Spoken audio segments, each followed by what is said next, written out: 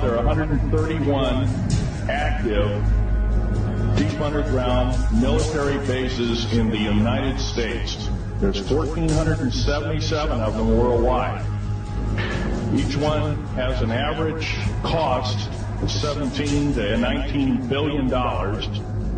Each one is built in the site of, it used to be, it'd take a year to 2 years to build each one, and now they're capable of building a couple of them a year with sophisticated methods. My colleague, Al Bielik, has actually been on some of the high-speed railways, the magneto-levitation trains that connect all the deep underground military bases within the United States. He's been on a Mach 2 train and floats off a single rail at a 3/4 of an inch off the rail, and is what you call high tech. We have nothing like this on the surface.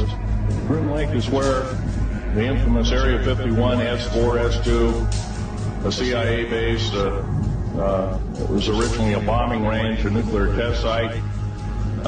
It was later become the most secret base in the United States.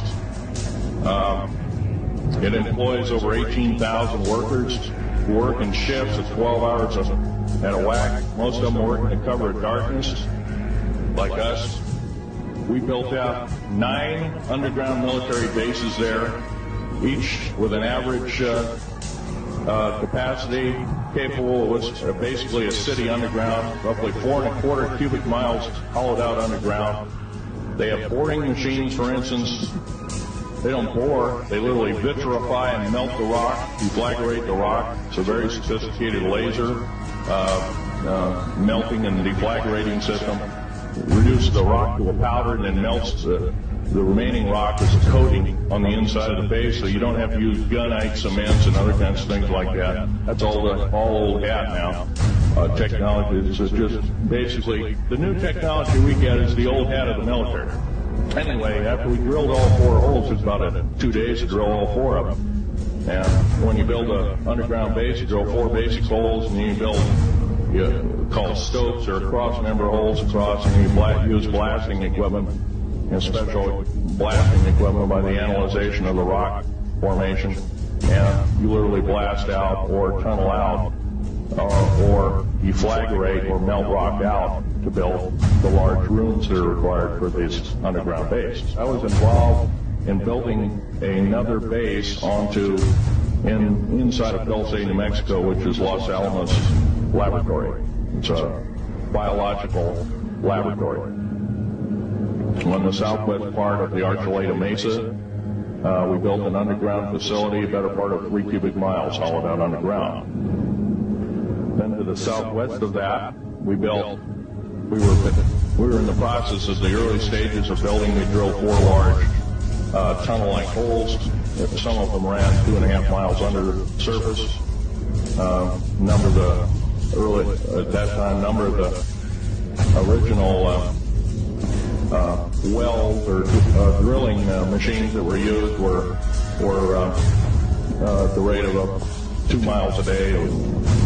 Area 51 is only one base, one of the 131 bases. Of these 131 bases, I call Area 51 a mega base. It's got more than one base in it. It's Tonopah Test Range, Area 51, S2, S4, Groom Lake, and a host of others. Now, these mega bases are gobbling up our gross national product. Right now we're spending 28% of the gross national product on building underground bases sold. That doesn't count for the defense budget. That doesn't count for the spare parts budget. It doesn't count for any of that at all. And the black budget is dead wrong. It sidesteps the United States Congress and its Constitution of its people and says you're a bunch of morons, you don't need to know. Well, a need-to-know basis is an executive order written during the Eisenhower era right after the created 1954 treaty and is treasonous and illegal in this country and should be overturned and abolished. All this alien thing is fine, except for one thing. Alien takeover is a serious threat.